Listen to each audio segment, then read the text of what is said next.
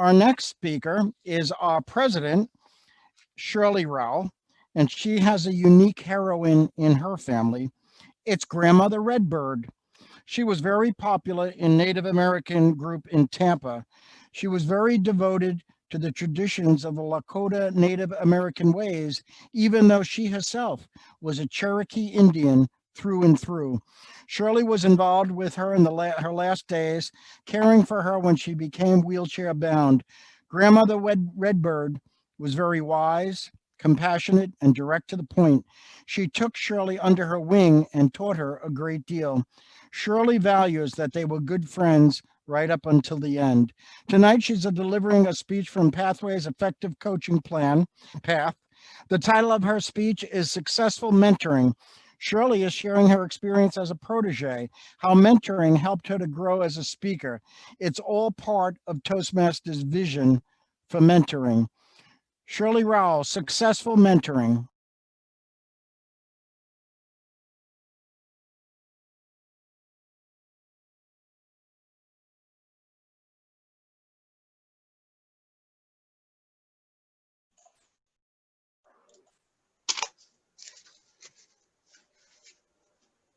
Can you hear me now?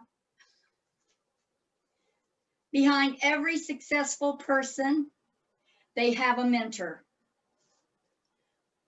What is this saying? He's spotlighting me. Okay. Let's start over. Sorry, start over. Behind every successful person is a mentor. Dr. Martin Luther King had a mentor. It was Howard Thurman. Oprah Winfrey had a mentor, was Maya Angelou. Bill Gates had a mentor, and it was Warren Buffett. And Michael Jackson had a mentor, that was Travis Payne. Mentors are someone who can see your talent or an ability in you that you don't see yourself, and they help to bring it out in you. And that is a quote from Bob Proctor. I would like to tell you a story about me as a protege. And that is when I was 17 years old, I had a secret goal. And so I decided in the senior year where you can select electives to take this course called DCT, which was Diversified Cooperative Training, where you go to school part-time and you get a job. They give you an employer that works with the school, grading you on the job, and you learn all these skills. Well, not only did I learn those skills, I had a mentor. And as all teachers want you to grow and do your best, Mrs. Pink took me under her wing and really did care about me because I raised my hand. I was going to be the president. I didn't know anything about being a president, but I thought, well, why not? I was open and I wanted to learn. So she had to kind of guide me behind the scenes in her office, telling me what the roles were. Now, I mean, we have something to map onto, but I didn't know that at that time. I learned so much that year. I learned a lot about not only how to lead a group, we learned how to budget, we learned how to work with employers, but I also learned how to present myself. I didn't know I had to make a speech at a banquet at the end in front of all of the employers. I didn't know that I was going to have to make a speech in front of the whole school at the end of the year. But I learned and I did it. Now, I think Mrs. Pink thought I did really well. But really, you know what my goal was? It was to know how to be on my own and get out of home when I was 18. I did it. I moved out. I got my apartment. I had everything structured. I had a wonderful year. And so I met my goals. Now, proteges and mentors have different qualities.